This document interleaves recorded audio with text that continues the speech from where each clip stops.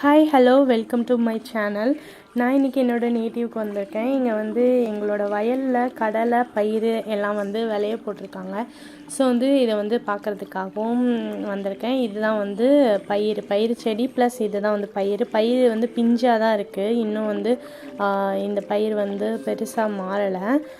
Plus வந்து இந்த பயிர் வந்து சின்னதாக பிஞ்சியாக சாப்பிடும்போது நல்லா டேஸ்ட்டாக இருக்கும். இப்போ வந்து பயிர் விளைஞ்சிடுச்சு அப்படின்னா அது கொஞ்சம் பெருசாக இதோ இப்போ காமிக்கிறேன்.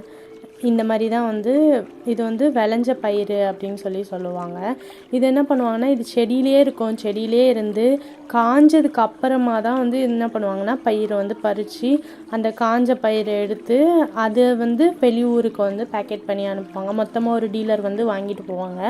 இங்கே வந்து தூத்துக்குடி டிஸ்ட்ரிக்ட் பக்கத்தில் இருக்க நிறைய சின்ன சின்ன கிராமங்களில் வந்து கடலை பயிர் வந்து விவசாயம் பண்ணுறது தான் நிறைய பேரோட மோஸ்ட்லி நிறைய பேரோட வயலில் வந்து கடலை பயிர் தான் விவசாயம் பண்ணுவாங்க.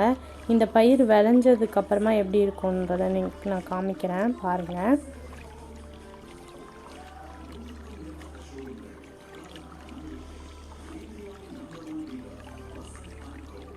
பாருங்கள், இப்படி தான் இருக்கும். விளைஞ்ச பயிர் அப்படின்னா அது வந்து இப்படி தான் இருக்கும். இது வந்து விளைஞ்சி காஞ்சதுக்கு அப்புறமா தான் செடியிலேருந்து பறிப்பாங்க. ஓகேங்களா? நாங்கள் வந்து இதை வந்து பச்சையாகவே சாப்பிடுவோம். அந்த பிஞ்சும் சூப்பராக இருக்கும். விளைஞ்சதுக்கப்புறமா பச்சையாக பயிர் சாப்பிட்றதும் சூப்பராக இருக்கும். இப்போ நம்ம பார்க்க போகிறது கடலை.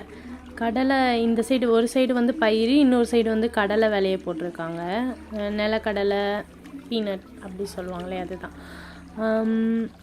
இதுதான் வந்து கடலை. இங்கே வந்து எங்கள் ஊர் சைடில் வந்து ஃபுல்லாக மோஸ்ட்லி வந்து கடலை பயிர் தான் வந்து விளைய வைப்பாங்க. தூத்துக்குடி டிஸ்ட்ரிக்ட் பக்கத்தில் இருக்க சின்ன சின்ன கிராமங்களில் இந்த டைமில் வந்து கடலை பறிக்கிற டைம் அப்படின்னு சொல்கிறாங்க. இந்த வயல்லையும் வந்து பாதி இடம் வந்து ஆல்ரெடி பறித்து முடிச்சிட்டாங்க. இன்னும் பாதி இடம் இருக்குது. அது வந்து நாளைக்கு பறிப்பாங்க.